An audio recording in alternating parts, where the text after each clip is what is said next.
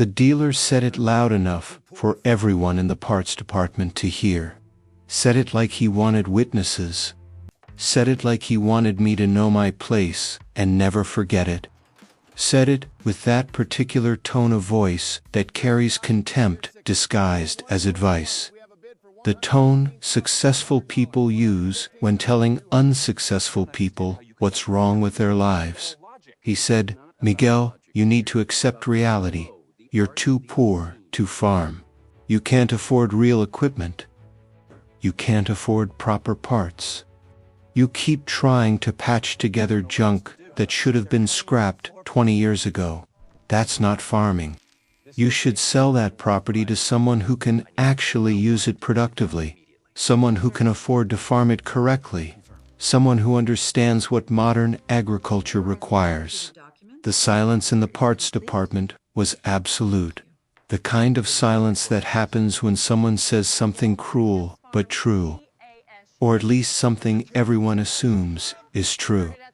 6 other farmers were standing there, all watching, all listening, all waiting to see how the poor Mexican farmer would respond to being publicly told he should quit. I was standing at the counter holding a carburetor. For my 1952 Farmel H, the tractor was 73 years old, older than me, older than Richard Kemp, older than half the farmers in that parts department. It needed a rebuilt carburetor. I'd found a rebuild kit online for $45.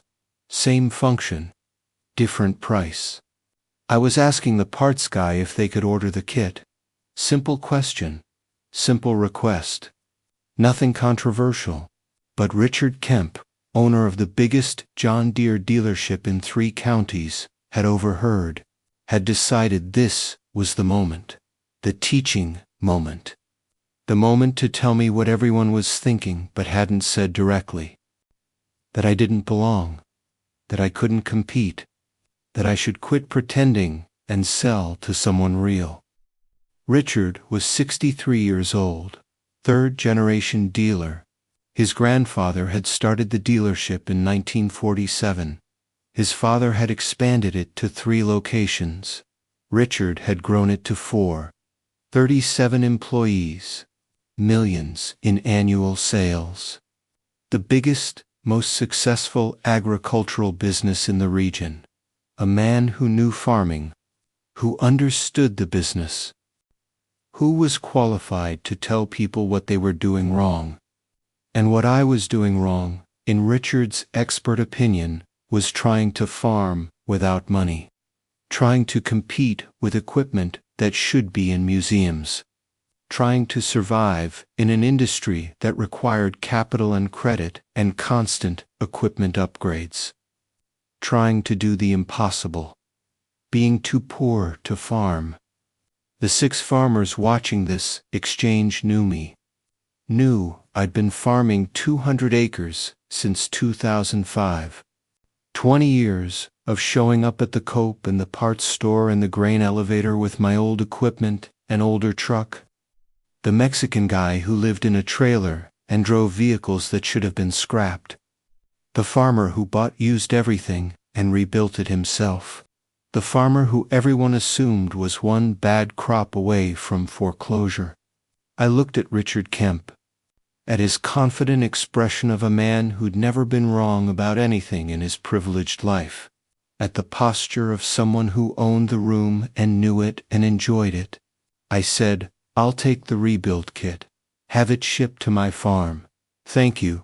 My voice was calm, didn't shake, didn't show the anger I felt, didn't give Richard the satisfaction of knowing he'd hurt me, didn't give the watching farmers the show they wanted. Just polite, professional, unchanged. Richard shook his head slowly. That disappointed headshake teachers give failing students. That condescending gesture that says, "I tried to help you, but you refused to listen."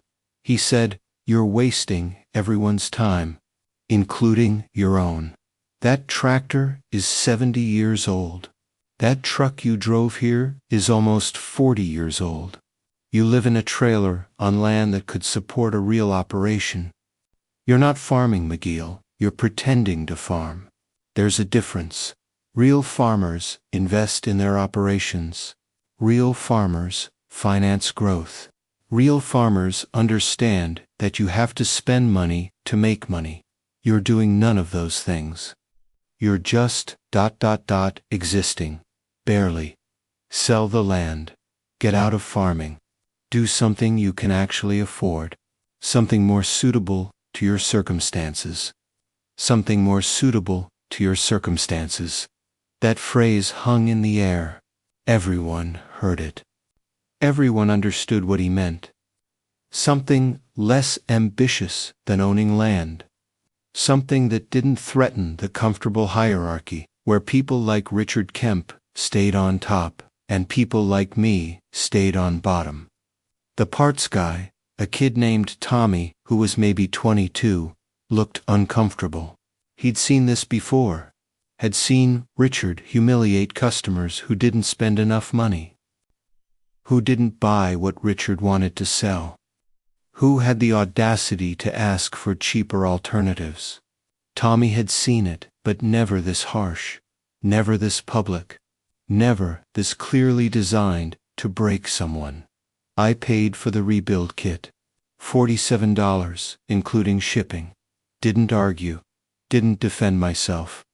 Didn't try to explain. Just completed the transaction and walked out. Walked past the watching farmers who were already forming opinions. Who were already telling themselves that Richard was right. That I didn't belong. I drove home in my 1987 Ford F-250. Bought used in 1998 for $6,500. Now had 273,000 miles. Ran perfectly because I maintained it. Changed oil every 3,000 miles, religiously. Fixed problems immediately. Kept it working because I couldn't afford replacement and didn't need replacement. Its function was all that mattered. Pulled into my farm. 200 acres I'd bought in 2005 for $42,000 cash. Foreclosure sale. Failed farm. Desperate bank. Perfect opportunity for someone with cash and patience. The land was tired. Buildings were falling apart. Equipment was gone. But it was farmland. It was mine. It was the first thing my family had owned in 3 generations. The trailer I lived in was a 1989 Fleetwood, 12 by 60 feet, bought, used for $4,000 in 2006. Set it on blocks, on my own land, my house. My rent to myself was $0. My housing costs were property taxes and utilities. Maybe $300 a month total. Living space that let me save everything else. Living space that Richard Kemp would consider poverty. Living space I considered strategic. I went to work on the carburetor.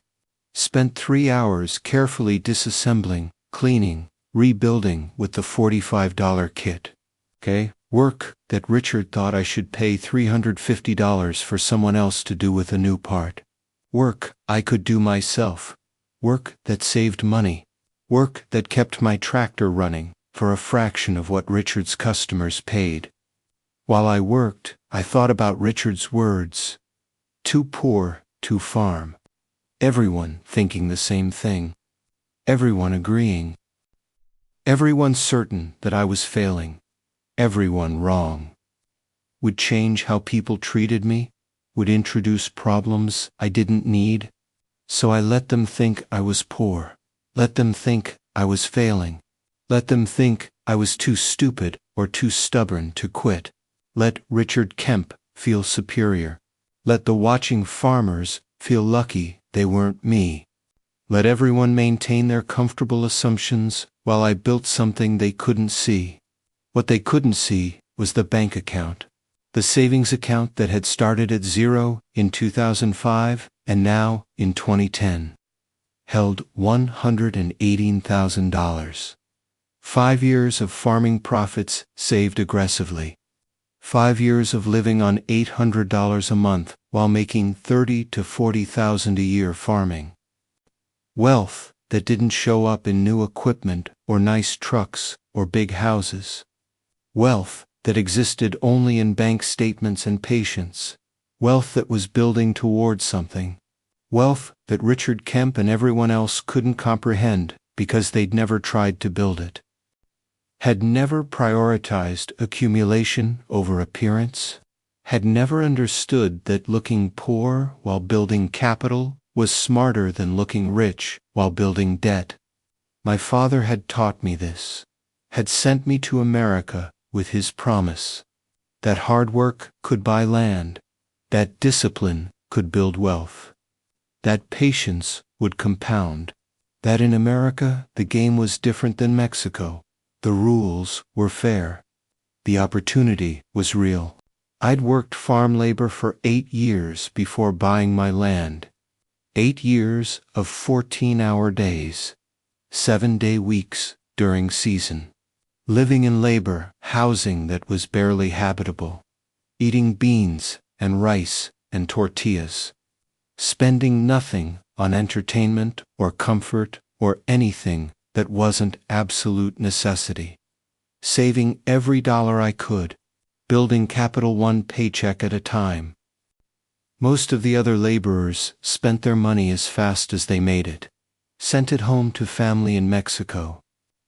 I understood that impulse, understood wanting comfort after brutal work. But I wanted land more than comfort, wanted ownership more than entertainment, wanted my father's promise more than temporary relief. So I saved. For 8 years, while everyone thought I was just another laborer. Just another Mexican worker doing jobs Americans wouldn't do for wages Americans wouldn't accept. Nobody knew I was saving $40,000 to $50,000 while they were spending everything. Nobody knew I was building toward land ownership while they were building toward next weekend. When I bought my 200 acres in 2005, for $42,000 cash, the farm labor community was shocked. How did McGill save that much? Where did the money come from? Some thought I'd won a lawsuit. Some assumed family money from Mexico. Nobody believed I'd simply saved it from wages everyone knew weren't enough to live on, much less save from. But I had. Through discipline they couldn't imagine. Through sacrifice they wouldn't make.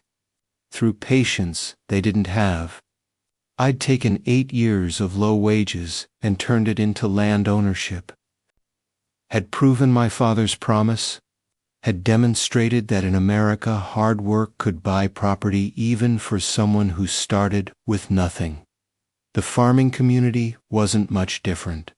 They saw my old equipment, saw my old truck, saw my trailer, calculated that I was poor, assumed I was struggling, concluded I was failing.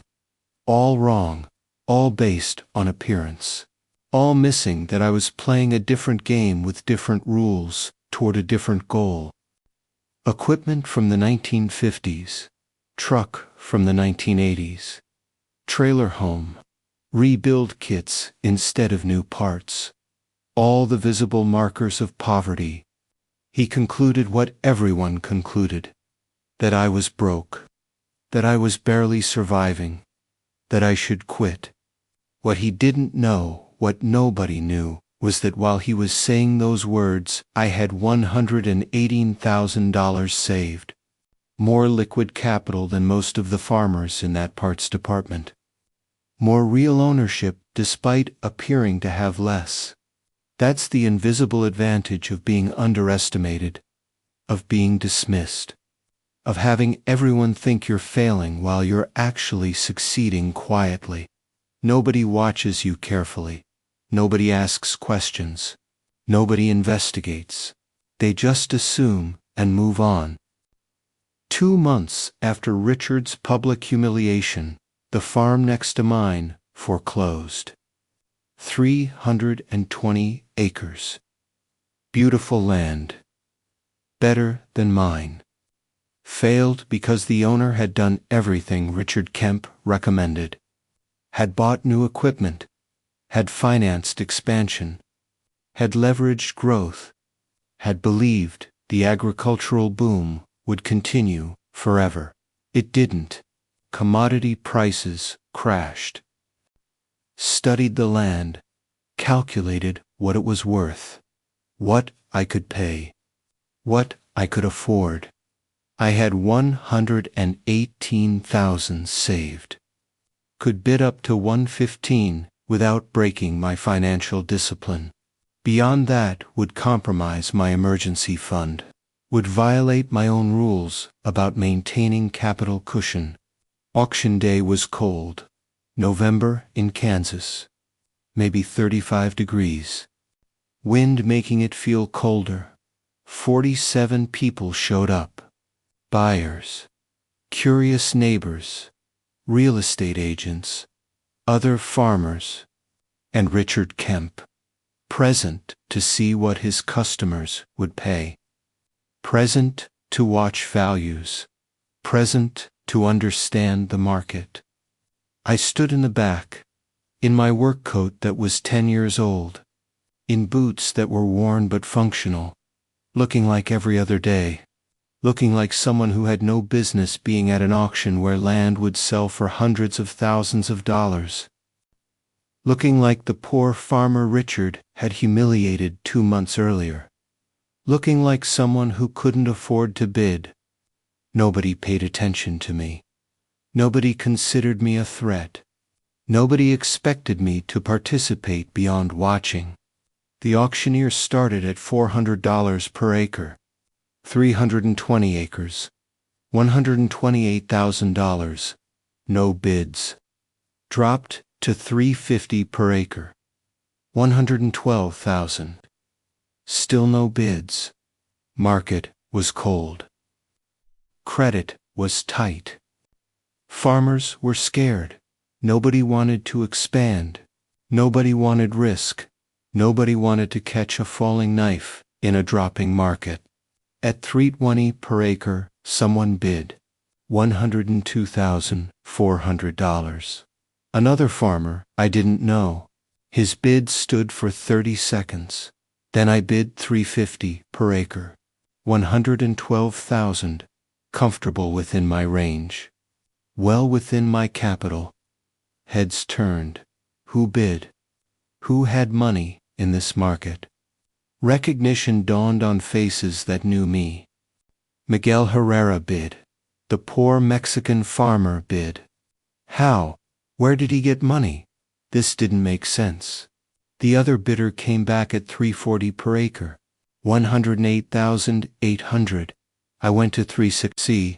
$115,200. Exactly my limit. Right at the edge of my discipline. No more room. If he bid again, I was out.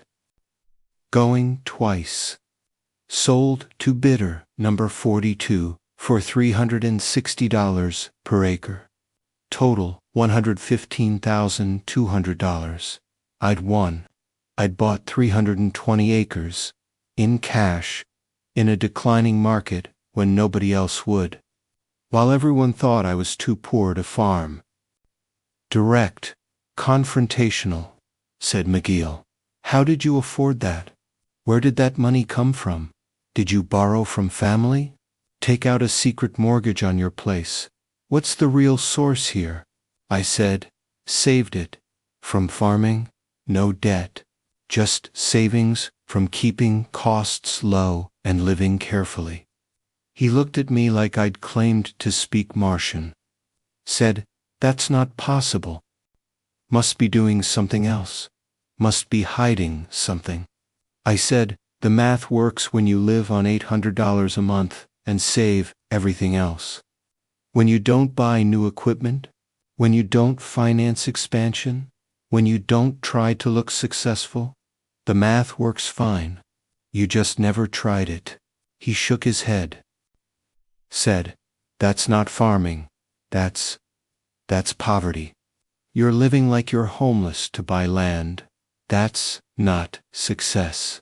That's desperation. I said, I own 520 acres free and clear. You own a dealership with debt and overhead and employees and stress. Which one of us is desperate? He didn't answer. Walked away angry, confused, unable to reconcile what he'd just witnessed with what he believed about farming and success and who had money and who didn't. His worldview had cracks. I'd just driven a wedge into one. I farmed 520 acres for the next 8 years. Same old equipment, same trailer, same beans and rice, same discipline, but better profits. 35,000 a year, 42,000, 51,000. Growing because I had more land. Growing because I kept costs down. Growing because I stayed out of debt. 13 years of farming, 13 years of living like I was poor while building wealth nobody could see. 13 years of Richard Kemp and everyone else assuming I was barely surviving, barely hanging on. Too poor to farm properly. That's when Richard Kemp's dealership started having problems. The agricultural economy had turned. Commodity prices down. Farmer income down. For locations, 37 employees. Inventory financed at levels that made sense when sales were strong. Now, sales were weak. Inventory wasn't moving. Payments were difficult. The business that had seemed invincible was struggling. Richard tried to sell one location, couldn't find a buyer at his price. Tried to reduce inventory. Manufacturers wouldn't let him without penalties. Tried to reduce staff. Labor laws and unemployment made it expensive. He was trapped in a business model built for boom times, trying to survive bust times. I watched this from a distance. Heard rumors. Heard that Richard's business was struggling. Heard that he might lose locations. Might have to consolidate. Might have to sell assets to survive. Equipment that was paid off. That didn't require payments regardless of commodity prices. That kept working while newer equipment sat idle at dealerships nobody could afford to buy. In 2019, Richard put his personal farm on the market.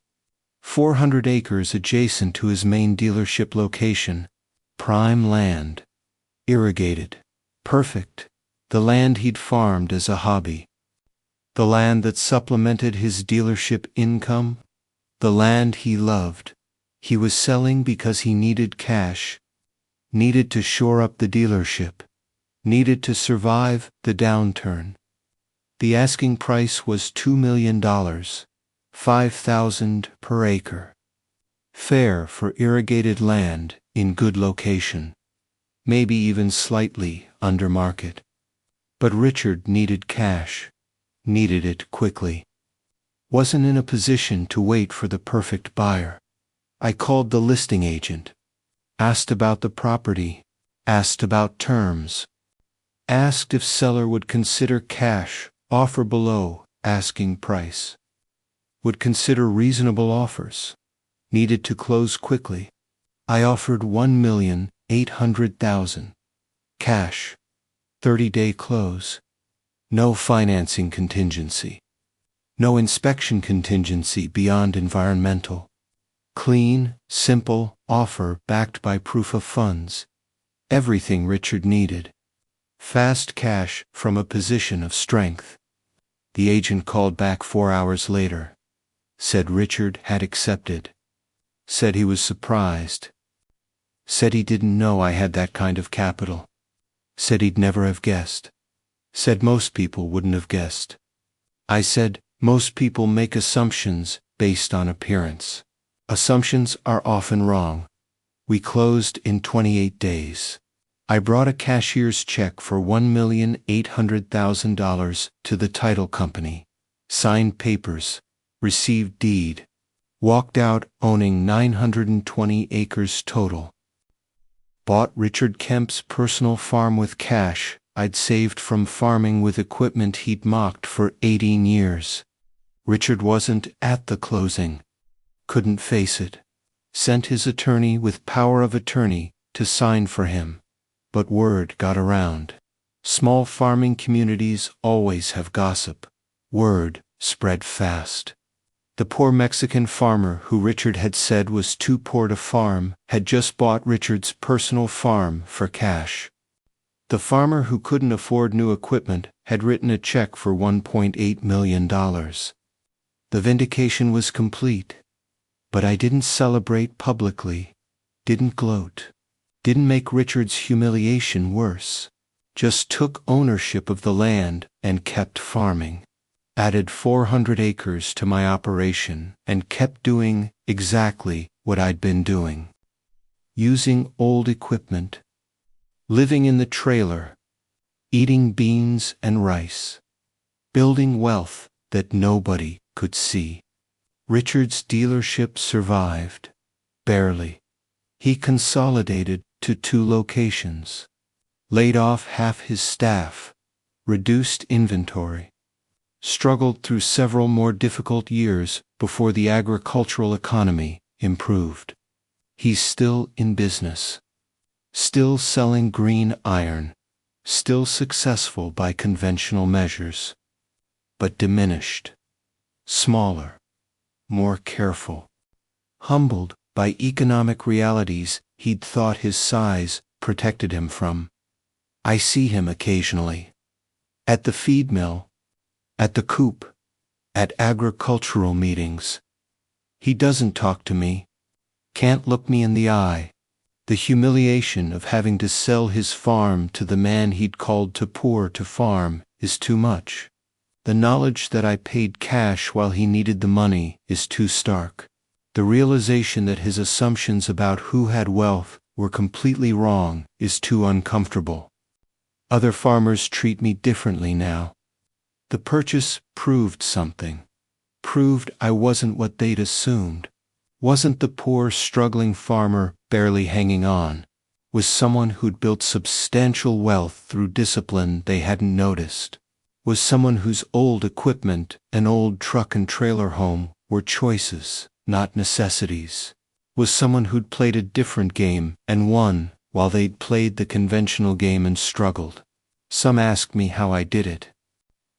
How I saved nearly $2 million farming with old equipment. How I built that kind of capital without debt. How I did what they'd been told was impossible. I tell them the truth. I kept costs low. Lived below my means. Saved aggressively. Avoided debt. Bought land when others couldn't. Compounded small profits over many years. Did nothing dramatic. Nothing complicated. Just consistent discipline applied patiently. Some understand. Most don't. Most still believe you need new equipment to farm successfully. You need to expand aggressively. You need to leverage growth. You need to look successful to be successful. They can't comprehend that the opposite might be true. That looking poor while building wealth might be smarter than looking wealthy while building debt. My father died in 2021. Never saw the farm I'd built. Never knew I'd bought Richard Kemp's land.